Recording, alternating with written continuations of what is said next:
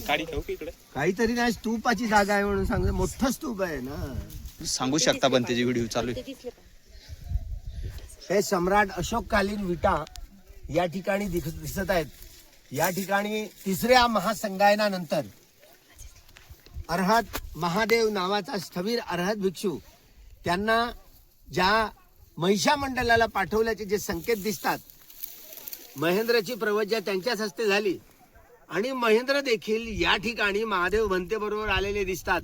नव्हे, सम्राट अशोक देखील या ठिकाणी आलेले दिसतात. मोगली पुत्र तिष्यानी जिथे जिथे आदेश दिले होते त्या त्या ठिकाणी अरहंतांचा ताफा असतो, त्या त्या ठिकाणी हे महास्तूप बांधावे. त्यापैकी हा सम्राट अशोककालीन या विटा दिसतात.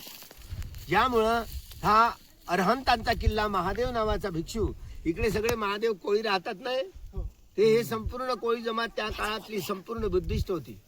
इतिहास विसरून गेले, इतिहासाचं विस्मरण झालं. त्यामुळे ही मोठी स्तूपाची अरहंत आकाश मार्गाने जाणारे भिक्षू संघ इथे राहायचा बरं का. आकाश मार्गाने जाणारा भिक्षू संघ, त्यामुळे साधी सुधी बाब नाही. तर हे जिथे कुंड दिसतात नाही, 9चे 9, ते हे 9 कुंड भिक्षूंनी बांधलेले बरं का. या संपूर्ण या स्तूपाची जडणघडण कशी झाली, इथे पहिल्यांदा मी ज्या वेळेला आलोय, तिसरी वेळ, तर इथे आल्याबरोबर इथेच आता कुठे बांधावी काय असं वाटायला लागलं, इथेच राहावं काय असं वाटायला लागलं होतं.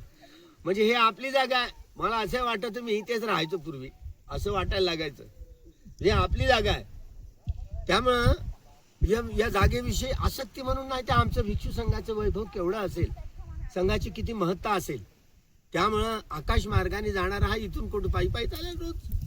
आता आकाश मार्गाने जाणारा हा भिक्षू संघ, ज्याला ब्रह्मगिरी म्हणतात, ज्याला हे संपूर्ण अरहंत जिथे त्या आदिवासी सांगतायत की असली ब्रह्मगिरी कोणती आहे, तिकडे पूजा करतात ब्राह्मण लोक, ते ती असली नाही, असली ही आहे जिथे ब्रह्मपारिसज्जा, ब्रह्मपुरोहिता, महाब्रह्मा हे जे देवता आहेत ना, तर त्या देवतांचं हे संपूर्ण खंड, जुनी जी आपण साहित्यामध्ये वाचतो ब्रह्मगिरी, ती असली ब्रह्मगिरी ही आहे. जिथे अनेक देवता लोक देखील यांच्या दर्शनात, देवता लोक देखील इथे भिक्षू संघासाठी भोजन दान देण्यासाठी येत असत.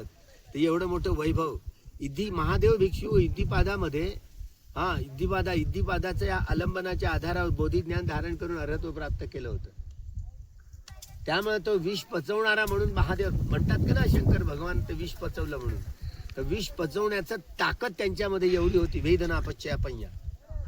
हे विष देखील सगळ्या घामाद्वारे, एवढे शरीराला छिद्र असतात की सगळं पॉयझन सगळं घामाद्वारे असं निघून जातं विषात बरं का.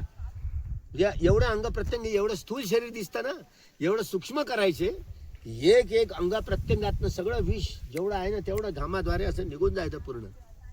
तर एवढी प्रज्ञेमध्ये हा अग्र असलेला त्या कालखंडातला हा अर्हत स्थवीर, या ठिकाणी महादेव स्थवीर म्हणून राहायचे.